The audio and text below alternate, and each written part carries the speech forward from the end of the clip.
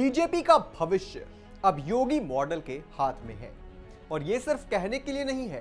हाल में ही ऐसे कई उदाहरण देखने को मिले हैं जहां जहां योगी ने हरियाणा में प्रचार किया, बीजेपी को जबरदस्त जीत मिली।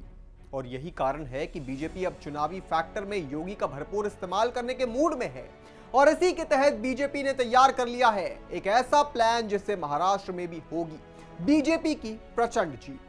देंगे आपको क्या है बीजेपी का महाराष्ट्र प्लान, पर उससे पहले अगर आपने हमारे चैनल को सब्सक्राइब नहीं किया है तो अभी सब्सक्राइब कर लीजिए और बेल आइकन दबाना ना भूलें। नमस्कार, मैं हूं आपके साथ स्नेही श्रेयस, आप देख रहे हैं आई ऑन भारत। देखिए, सीएम योगी ने हरियाणा में 14 और जम्मू कश्मीर में 4 रैलियां की थी। सीएम योगी आदित्यनाथ ने जम्मू में 4 विधानसभा क्षेत्रों में चुनावी प्रचार किया था और यहां दिलचस्प बात यह है कि सीएम योगी ने जम्मू में जहां जहां प्रचार किया वहां वहां बीजेपी को जीत मिली।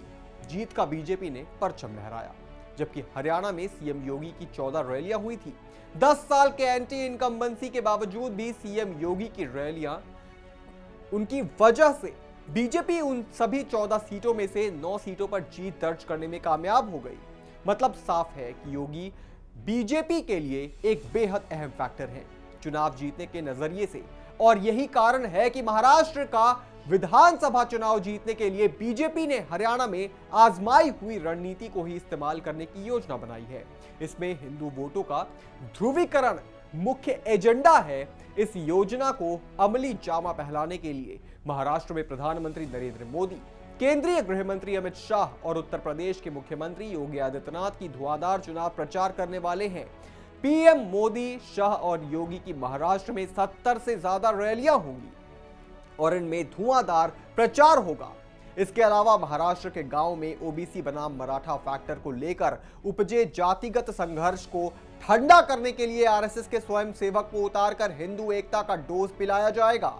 वैसे तो महाराष्ट्र में 44,000 से ज्यादा गांव हैं, लेकिन आरएसएस का फोकस मराठावाड़ा के 8,000 और तकरीबन विदर्भ के 15,000 गांव पर रहेगा।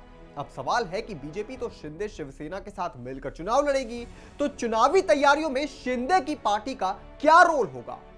तो बात ऐसी है कि लोकसभा चुनाव के नतीजों से यह साबित हो गया कि शिंदे की शिवसेना और अजीत पवार की एनसीपी के वोट बीजेपी को ट्रांसफर होने के बजाय बागी पार्टियों में ही बट गए। इसलिए भी बीजेपी इन विधानसभा चुनाव में शिंदे और अजीत पवार पर कम और अपनी ताकत बढ़ाने पर ज्यादा फोकस कर रही है। महाराष्ट्र विधानसभा चुनाव का बिगुल बजने के साथ ही सत्तारूढ़ महायुति ने सीट समझौते पर मुहर लगा ली है। महाराष्ट्र विधानसभा चुनाव में बीजेपी सत्तारूढ़ गठबंधन में न सिर्फ बड़े भाई की भूमिका में रहेगी, बल्कि 158 सीटों पर चुनाव लड़ेगी। बीजेपी अपने इन सीटों में कुछ सीटें अपने छोटे सहयोगियों को भी दे सकती है।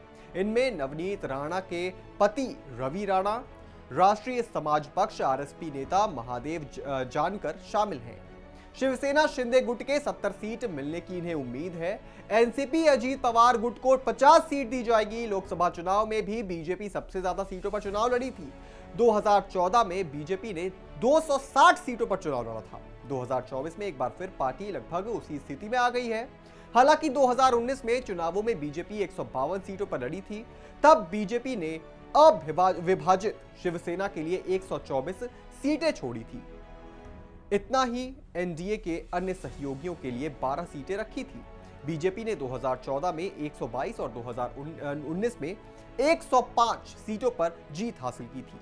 बीजेपी राज्य में सबसे बड़ी पार्टी बनकर उभरी थी और अब जब एक बार फिर बीजेपी अपने दम पर चुनाव प्रचार करने के मूड में है, तो उसी से सवाल उठता है कि क्या बीजेपी को योगी मोदी के बारे में नंबर 2 नेता योगी बन गए हैं?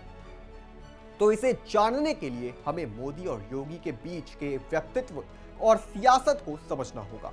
मोदी भी संयोग से ही गुजरात के मुख्यमंत्री बने थे और योगी भी संयोग से उत्तर प्रदेश के मुख्यमंत्री बने। मोदी ने तो 20 साल पहले ही साबित कर दिया था कि वो जनता का दिल जीतने जानते हैं। अब योगी ने भी साबित कर दिया है कि मोदी की तरह योगी भी अब देश की जनता के बीच पॉपुलर नेता बन गए हैं और ये हरियाणा के अलावा और भी कई चुनाव में भी देखने को मिल चुका है।